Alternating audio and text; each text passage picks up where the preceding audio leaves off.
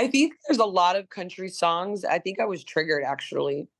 There was a lot of country songs that I was hearing that was like, "Oh, my girl, she doesn't care if I don't, you know, put on deodorant or if I drink beer out of a sippy cup and drive a beat up shitty pickup truck." It was kind of like that. I'm Sure. like, "I'm sorry. What girls we love nice things. Like we don't taking me to Applebee's is not going to cut it. I'm sorry." Hi. Hi, Hello. Callie. How are you? Good. How are you? I am fantastic. I appreciate you doing this. Oh my gosh. Thanks for having me. What a treat. Well, I'm Adam, and this is about you and your journey in music. And I love the new song that you just put out. Thank you. Super fun. I'm having a lot of fun with it. So, It is a good one. So I'm excited to kind of hear all about your life journey here. I know you do come from a musical family, obviously. yeah. Some country music royalty in your household. But were you born? I guess just start off. Where were you born and raised? Were you born in Nashville or no? No, I was born in Phoenix, Arizona.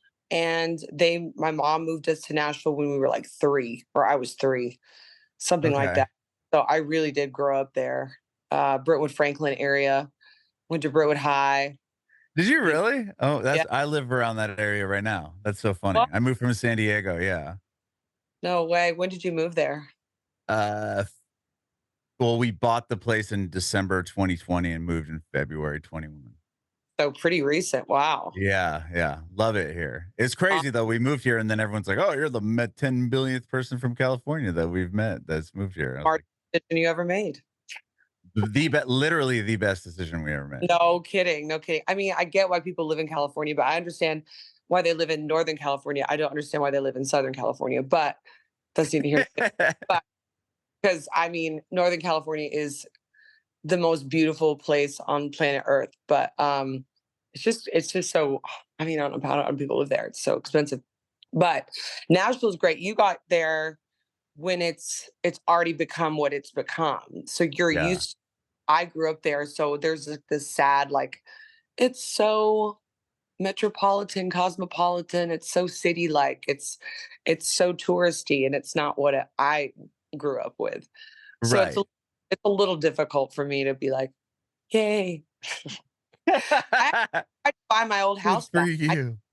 I tried to buy my old house back that I grew up in, and I think we sold that house. My mom sold that house for like, I don't even know, like 230,000. Uh-huh. And when the person listed it, they listed it for 735. And Yeah, it that's about right. And I was gonna say Brentwood Franklin. That was probably a few years ago when they listed it at yeah, yeah, that. sold for 928. So just under $1 million for a home that once had black mold in it. But it's crazy. Oh It's yeah, crazy. I mean that's same with San Diego where I grew up. My dad bought our house in the early 80s for 125 and it's 1100 square feet and it's the tiniest little house with no land and it's like on Zillow like for over $1 million. It's insanity. I feel like if I had a time machine, gosh, I wish I could go back and tell my mom, "Don't sell the house. Just keep Yeah, it." Yeah. just keep it. Trust me, everyone from the West Coast is going to be moving to Nashville and that house is going to be worth so much. Yeah. I mean, Oh, we yeah, got 90s. I buy 'em all and then hold. hell yeah. So, I mean, now it's like, I mean, when we got here, it was just before it really like went exploded to where they priced out everybody. no, you Um, really lucky. I also bought my house just at the right time in 2017. Like, my home value has gone through the roof as well out here in Vegas. So, okay, yeah, but I mean, it's everywhere. So, that's but wild. So, but you good were, in so but yeah, so you were born though. You said Phoenix, Arizona. Phoenix, yeah, born in Okay, Phoenix. so you were there just for a few years, 3 years, you said, and then your parents moved you to Nashville. Grew up, Yeah. born and raised there. Yes. Funny story. Um, I love so we don't have the lottery here in Vegas. We can't play like the Powerball or Mega Millions. Which Like, is so odd because it's so like the yeah, whole place is it- just gambling. it's the casinos being greedy and not wanting to share. So Right. I love taking day trips, and it's not even a day trip. It's an hour there, an hour back to Arizona, and I get lottery tickets just because that's my form of gambling. Like I don't gamble here. It's just I see too many bad things. So Yeah. I go get a ticket, and I actually won. I Did you won. really? Won. I woke up like one morning. It was like 8 a.m. I scanned my ticket. It said big win. I was like, what? I, and I like my mom was in town. I slapped her. I woke her up. I was like, Mom, I think I just won something. I don't know what, but I won something. So, anyways, you scan that doesn't tell you how much you win. And so we were like, what do we do? We literally had our pajamas on, got in the car, drove to Arizona where we bought the ticket, and they couldn't tell us how much I won either. I was like, are you kidding me? And I guess I didn't do the numbers and the math, but we just drove to Phoenix. We drove to Phoenix, went to the lottery place, turned in the ticket. It was $2,500. So not like exorbitant, but still, I was Still. really, Well, how oh, no, excited. I I did. I mean, how many things were you already buying in your mind? You're like, okay, we're getting a boat. You We're know, getting, you know what I mean? well, I knew I hadn't won the big one, but I thought maybe I won like 40,000. I was like, I just wanted to pay off some debt. I thought, Hell yeah. excited about that. But um, I wound up spending it all at Safeway on Christmas decorations. So, but we went by my old house. That's the moral of the story. Like we went by Okay. the that I was born in, and it was really neat to see. Hey, like how small it was because I had memories. I still had memories of it. I knew we had a pool and a lemon tree in our backyard, and I used to always cross the street on my little bike to go to the neighbors. Like I remember a lot of those things. But yeah, no, I have no real connection to Phoenix other than that I was born there. But Yeah, you're born cool spot, man. there. Was your mom already in the music industry at that point? Or is that what took her to Nashville or took your family to Well, Nashville? mom was a recording artist back in the 60s, 70s, and 80s. She was with Capitol Records. She had 5 albums out. I think she was also with a label called Electrosylum. Oh, sure. Okay. Yeah, I'm like, my timeline is so off with my mind I right now. Well, no, and there's it gets all muddled. I told her, I said, you got to write this down because I can't remember everything about what you've done. So, and then I know, her and Tanya, of course, my aunt, Mhm. quite a bit, and we were on the road with them when we were just kids. But my mom, after like getting married and having me and my brother, she kind of like took a step back from music, and that was like a priority, just raising us, which I feel bad about now. But she went back at that point to Nashville to start recording again, and she actually recorded an incredible, I'll say, an EP, and it never got released. It was actually one of the songs was "It Matters to Me," and that was a song that Faith Hill recorded, and my mom recorded it prior to Faith Hill, and my mom, I guess, was driving down the street or just driving in her car, and the song comes on the radio, and it's Faith Hill singing the song she had just recorded. It was like a really sad moment, but yeah, yeah, she and it never got she never got the I guess the backing support that she needed to like launch that EP. But Mhm. yeah, and I mean, really, since then she's kind of just been a great mom and supportive of me, and you know, That's so awesome. Yeah. yeah, yeah. So But we were she had already recorded a bunch of albums she had done before she even had you and your brother, and then you moved did she move what from Nashville back to Arizona or no? I don't know her Yeah, timeline. yeah, her timeline. Like you said, it was all over the There okay. there's Nevada, they lived in Henderson, and they lived in, Arizona, and then they lived in Nashville, I don't even know, Henderson it was yeah, there was a lot of moving in that family, so, like I said, I have to have her write it down because I don't know, just I kind of have small recollections, but, Sure.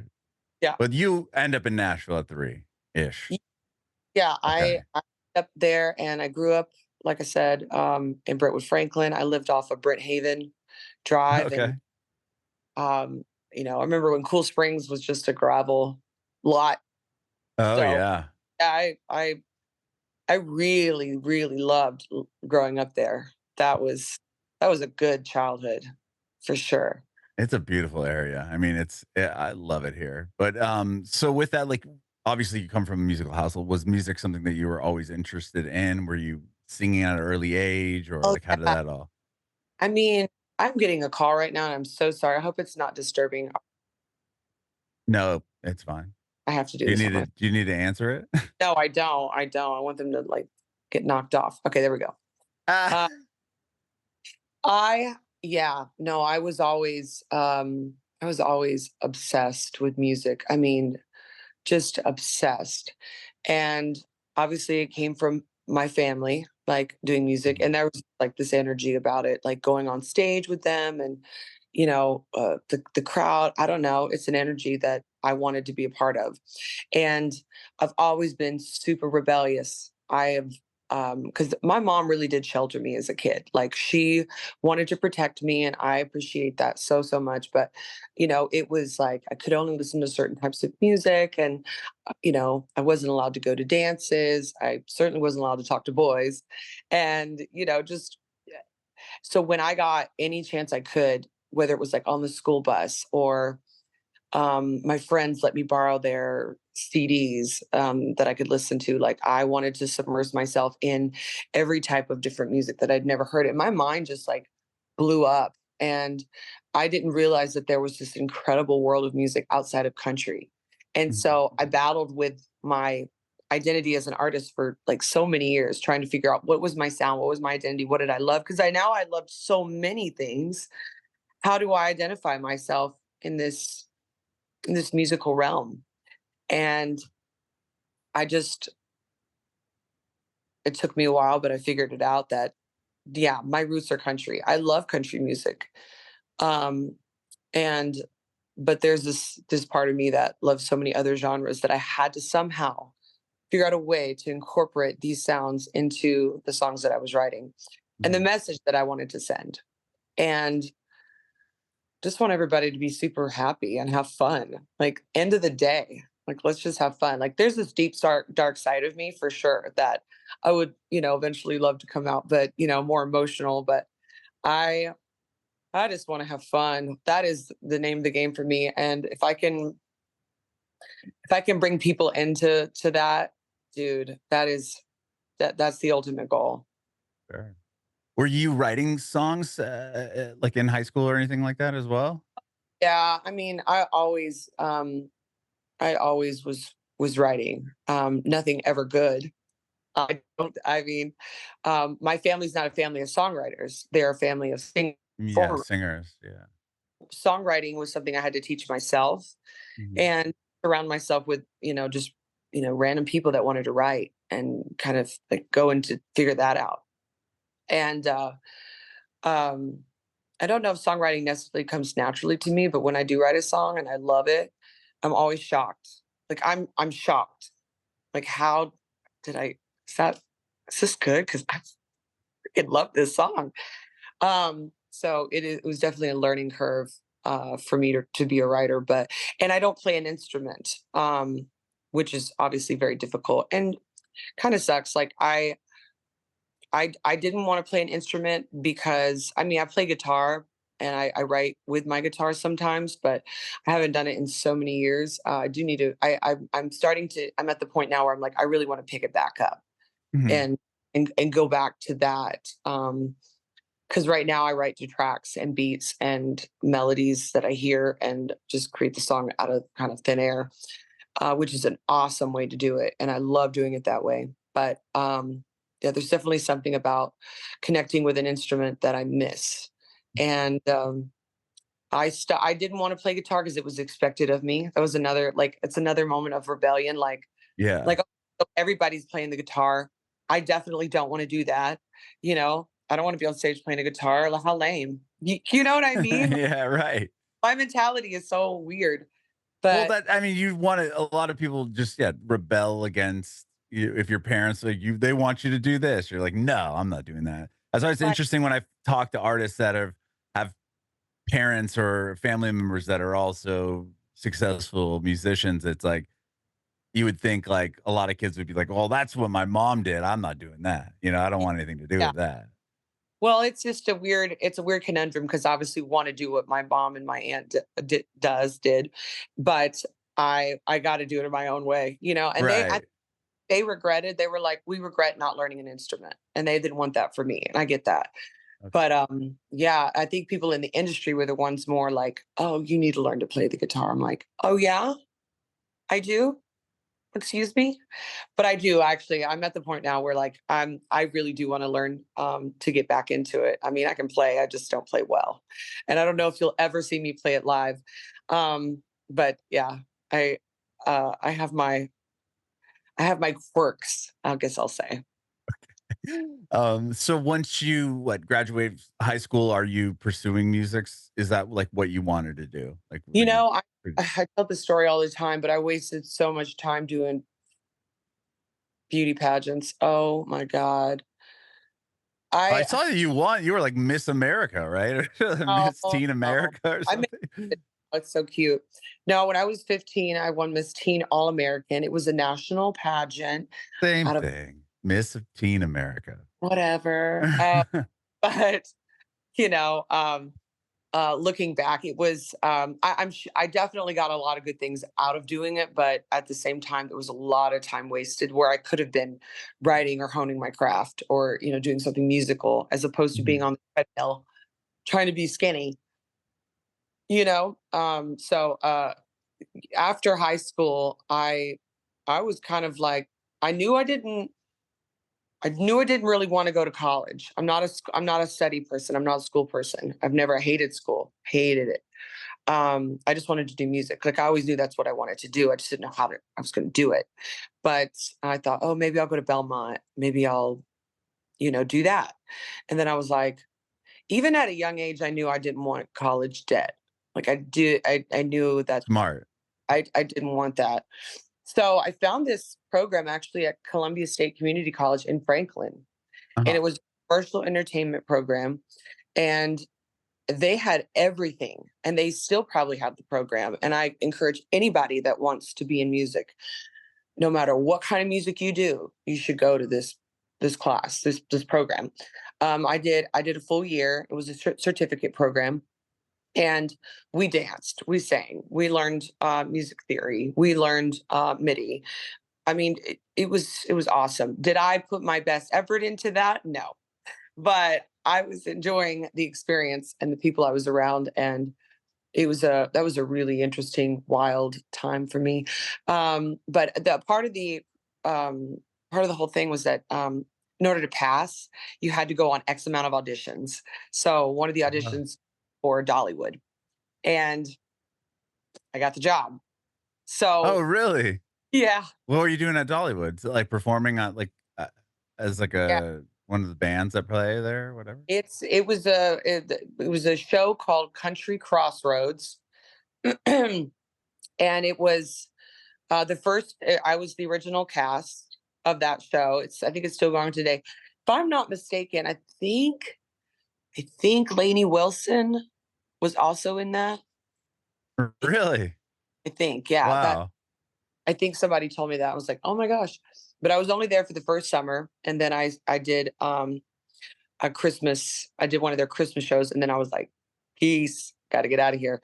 The pay was really bad, and it just wasn't my. I'm not a theatrical. Like I am theatrical, but I'm not like a. It was very leaning like on the Broadway, like Yeah.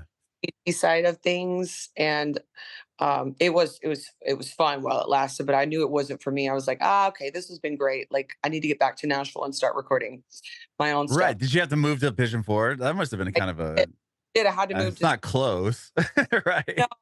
no, it was not good. And the pay was so bad I could never make my rent. And it was a struggle.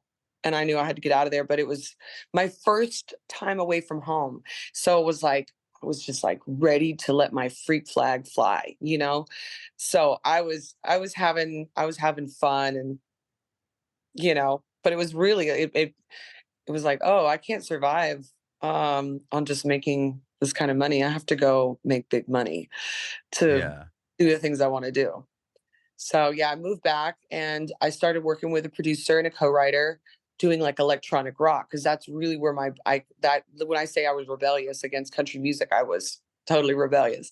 And so I started working on projects with them, and it just wound up not like it didn't something deep inside me, it just didn't feel right. It wasn't for me. It just wasn't. I Mhm. tried to work and it didn't feel right.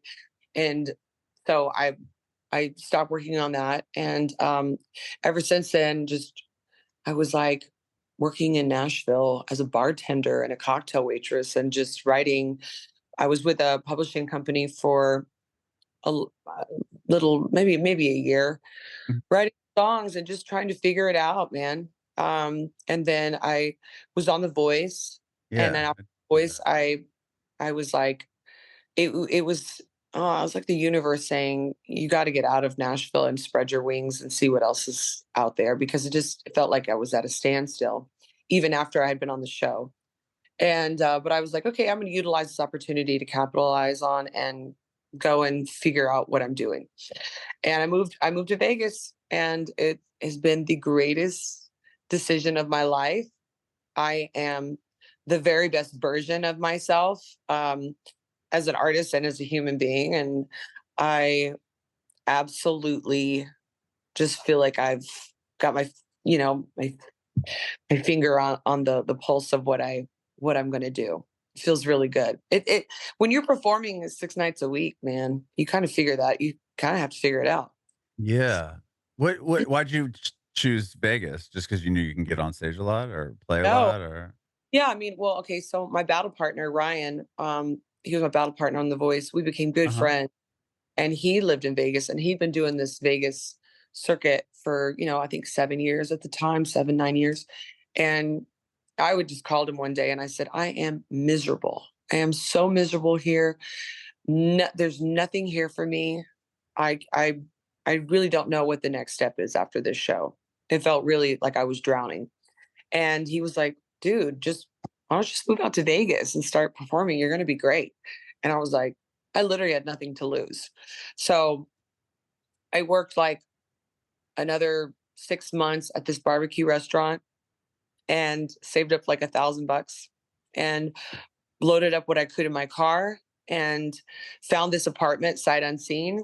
And I was like, all right, that's where I'm gonna live. This is what I'm gonna do. And I pulled up into Vegas in my 400 square foot little apartment, slept on the floor for months, and I hit the ground running. Running. It was like college. If I had to think of what college would be like, actual college and work, this was it, because I was learning songs every single night. I would go out and I would network, or I would play a tiny little show, and then I would come home and I would learn 10 more songs, and then 10 more songs, and then network and network and network. And man, I built such a beautiful life out here just by being so persistent and determined, because I think I always knew I had something really special, but I just didn't know what it was, you know? Mhm. And I had to really be uncomfortable to find that. I had to put myself in the most uncomfortable situations, like my first solo gig.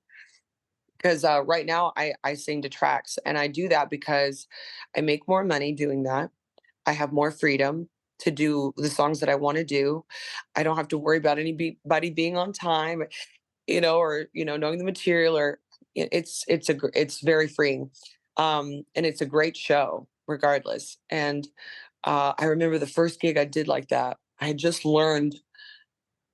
bought my first like equipment, my sound equipment, and I didn't know what I was doing. I didn't know about cables and XLRs and quarter inch and Mhm. all those things.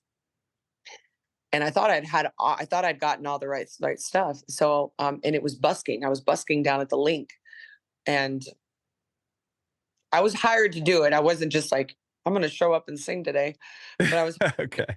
it was a program. Like I've pounded some pavement. People think my life is glamorous. It is not. My my what I've done is insane. And I didn't have the right chord, needless to say, for that. Oh. Okay. So my mic was working, my tracks weren't. So I was like, what do I do? And so for the next 3 hours, I sang every song I ever knew. Acapella? Oh Yeah. my gosh. And I knew then and there, I was like, if I can do this in front of total random strangers, then I can do absolutely anything. It was the most uncomfortable situation, but that was the moment I like figured it out. I figured out, and they put money in my tip. Like I had a guitar case. Even though I don't play guitar, I had a guitar case because I knew I was like, I'm gonna fill this thing up with money. And sure enough, I did, even in that day. And since then, of course, I got the right chords, and it was amazing how many people would come and surround me. It'd be thousands of people, you know. So even just on the side of the street, man, it was a really magical feeling. And I mean, anybody that ever saw me do my busking phase will tell you it was magic. It was something special. That So is awesome. yeah, I And that live was for even after you did the voice and everything, right? I mean, you yeah. when so you go on Yeah, that show and you did really well on the show, obviously. And then, I but it mean, doesn't guaranteed. Like even afterwards, you still have to hustle. Like you have to take that opportunity and go forward. But so right.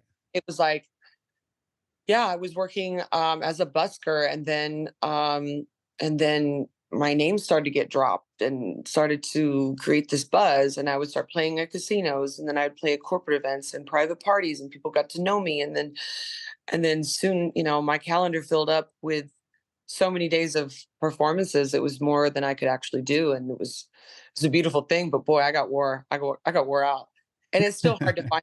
It's still very hard to find the balance because I still do that same schedule, but I increase my rate and I drop my hours. So yeah, That's nice. Yeah. yeah, I love the you have that CoverGirl album on Spotify and you just yeah, did a bunch. enjoy it Yeah. while it lasts. I'm taking it off.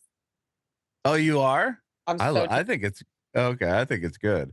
I think it's. Um Thank you.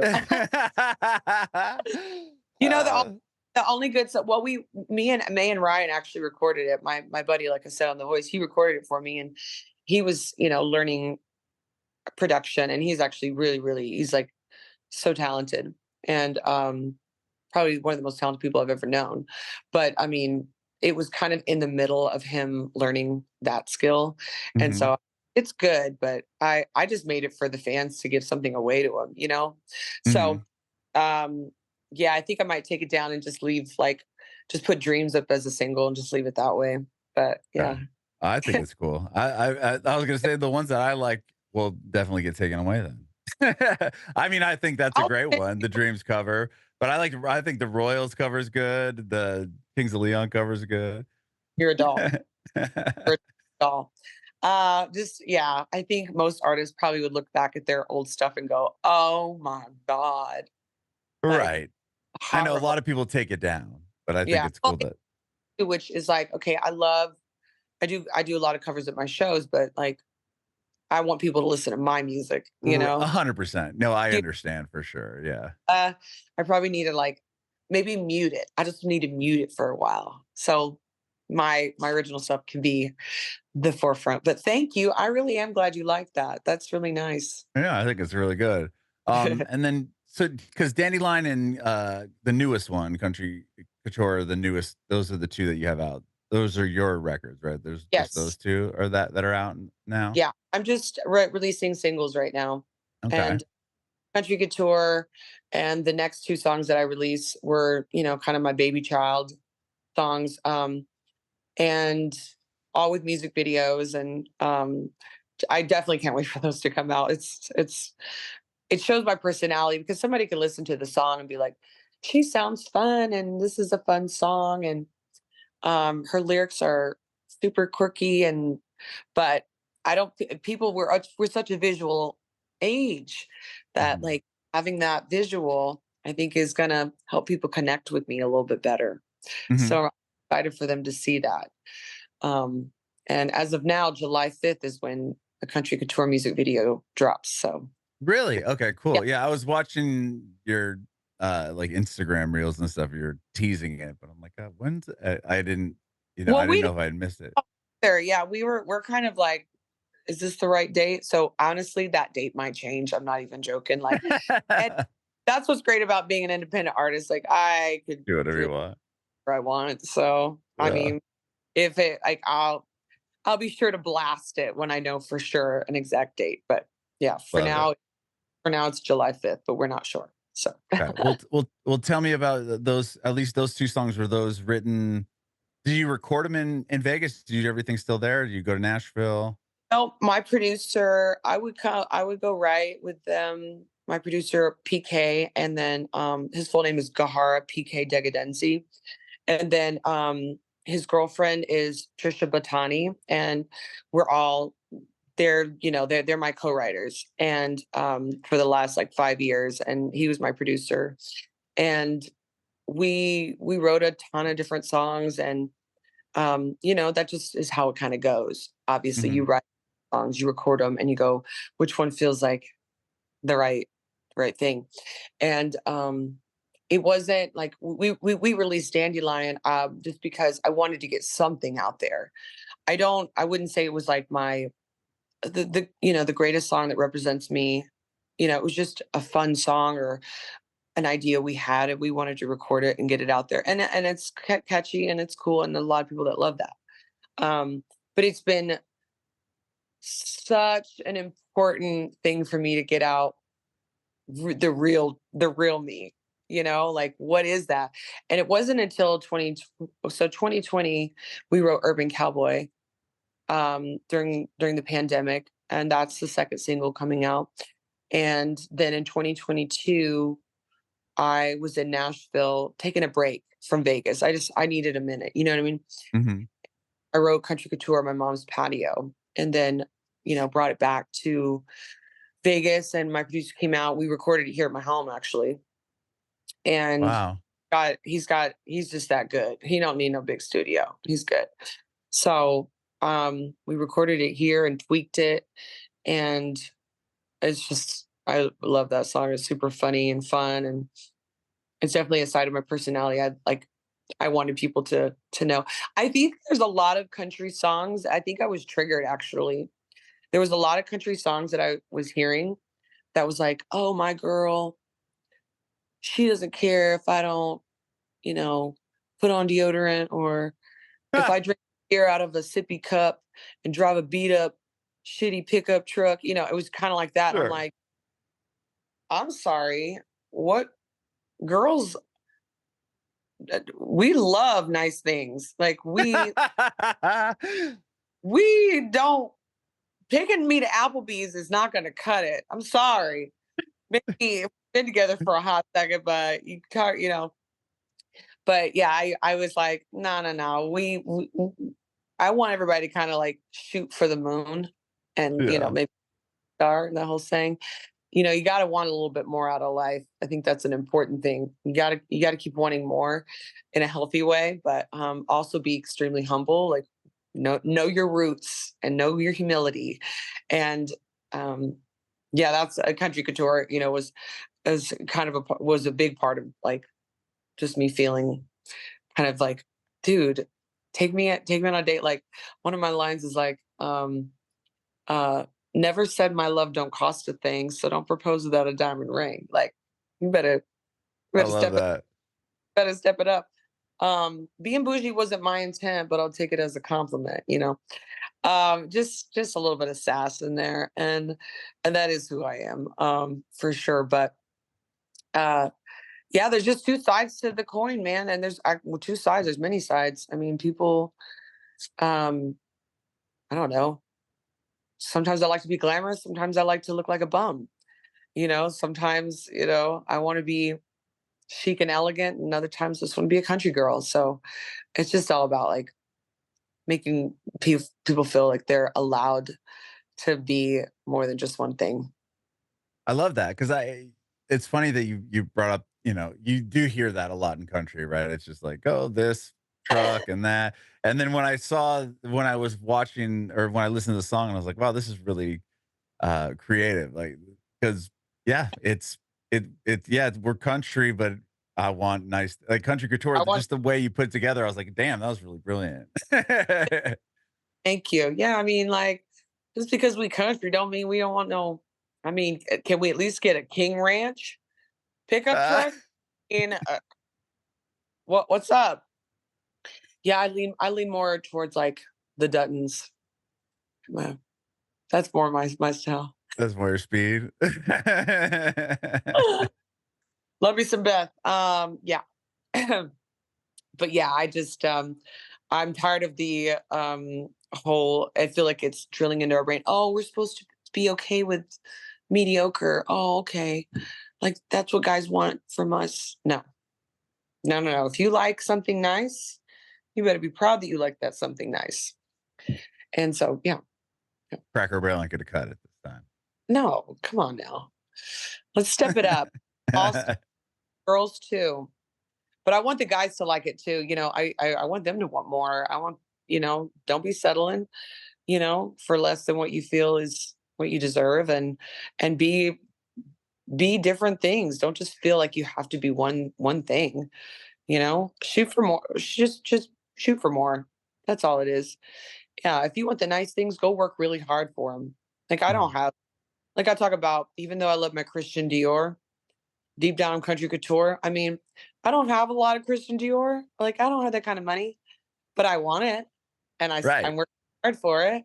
Like Yeah. I legit am trying, and the only Dior thing I have, I have a couple of things. I have a pair of shoes, I have a fur coat, and I have a bag. And those were all gifts. I bought nothing. I've bought nothing from Dior because I just can't right now.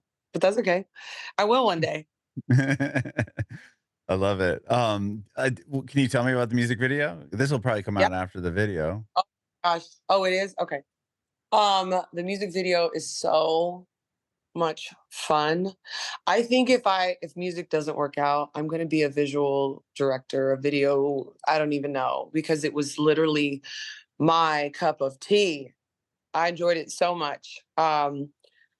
And I did everything. I hired this incredible company called Quantum Arc Media out of Las Vegas, and Dustin Robinson is the director, and he's the most calm person I have ever met in my life.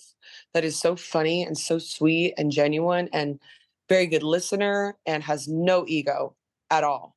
And I couldn't have dreamed of a better person to do these projects with. And my whole thought process was I wanted color. I wanted it to feel like a fever dream, and just pure pure happiness, just total fantasy happiness.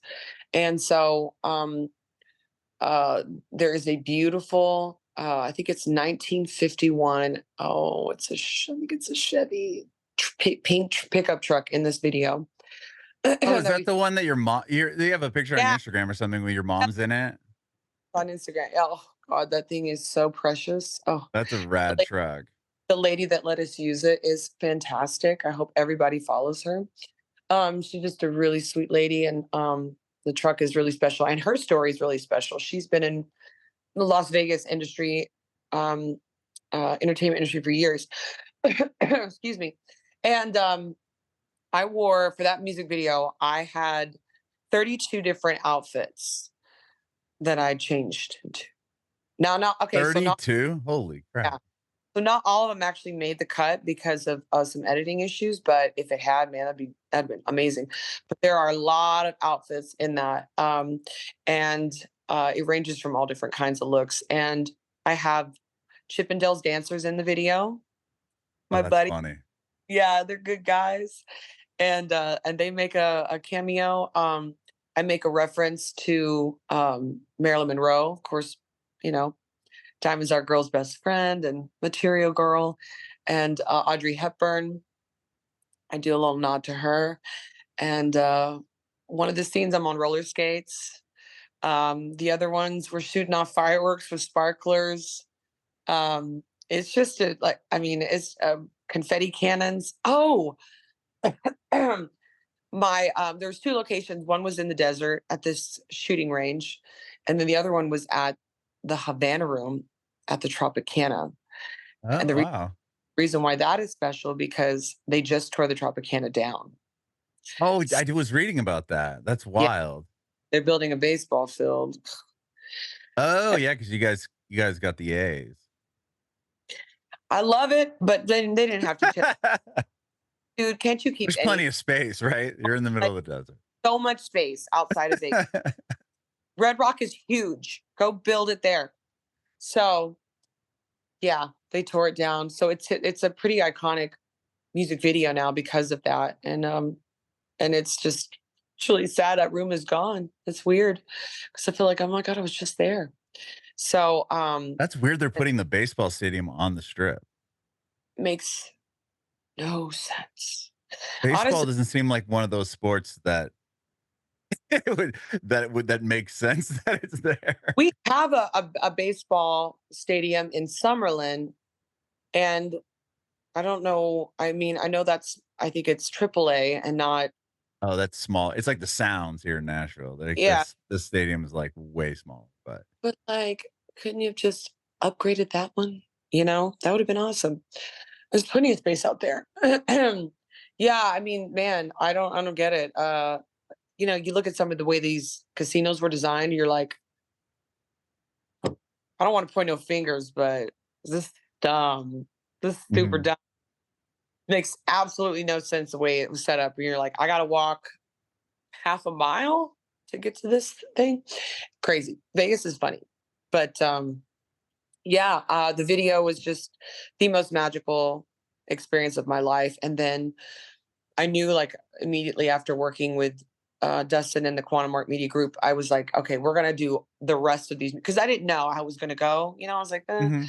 let's see how this goes. But we did all the other two music videos together, and it's just the best experience ever. I love doing music videos. I don't know. There's something about, I don't know. It's just visually creating something, visually creating your music, is explaining your music and who you are. It's just really, really neat to see it all come together. And the editing part is interesting. That's intense, but yeah, it's a super fun video. I love it. And actually my mom makes cameos in every single one of my videos. That's awesome. I include her in everything. I include all my friends. My co-writer Trish is literally in every single one of them, except for they're all my friends. Like my friend Brian Cody, he owns a ranch up in Badger, California. We filmed the Urban Cowboy music video there, and that ranch was actually owned by the Synanon cult. No way. You heard of the Synanon cult? Yes. Yeah, That's wild. it is wild. It is so cool. Oh my gosh! And he actually rents it out for Airbnb. So if anybody ever wants to go, it's Brian Cody. No, it's Cody Canyon Ranch. Cody Canyon Ranch, and I know that they have two of the properties on that, two of the houses on that property listed for Airbnb, and it's a beautiful space. It's not creepy at all. It really it really was spectacular. So, but knowing him and getting to film the video out there was awesome. It was so cool. So, yeah, can't wait for everybody to see that. That's awesome. So you have Urban Cowboys, the next single you have coming out? Yeah, yeah. And I'm actually. yeah, Go ahead. I was just gonna say, you said you shot 3 videos. Was the other one Dandelion, or is that a different video? Oh no, You didn't do a song video for that because that that was was old. name. I'm sorry, one more Oh, time? oh, I said it's a song called Last Name. That'll be my last single for this whole project. Oh, And okay. Cool. yeah, yeah, and that was actually shot here in Vegas at a place called Sunset Castle. It is a Cinderella themed music video. Um, and when we were there scouting the location, oh my gosh, I was outside at this outside area, and I was standing like 15 feet maybe away from the retaining wall, and a car comes crashing through, it almost hits me. It was wild. Me and Dustin, the director. It was Oh my god. a crazy experience, man. Yeah, yeah. So weird stuff. I got stories for days about these videos because they were just so so much fun to make. I love doing it. Love it. Well, I can't wait to see, all of them, and I'm Eh, excited for the Country Couture one coming out here very Yes. soon. Oh, I can't wait. That's And Yeah, I don't think I'm gonna wait next time I drop a song. I'm just gonna release the video the same day. I'm not gonna wait. Like, this is you get ridiculous. yeah, yeah, that's cool. Are you So, doing, I mean, you're playing all the time, right, in Vegas? yeah, I love my schedule and I love the venues I'm playing at. I haven't always been able to say that. Obviously busking, but I play at Aria at this awesome place called Easy's Donut Shop. Mhm. And it's an actual speakeasy. It's a donut shop, coffee shop during the day. And then there's this hidden door that opens up. I see, secret password, and it's blue velvet and this gorgeous stage. And I get to do my greatest show ever. I love playing there. It's really really special. Like I say, if you talk to anybody that's ever seen me there, there's something really unique about that spot. Then I'm at Resorts World at a beautiful place called Bar Zazu.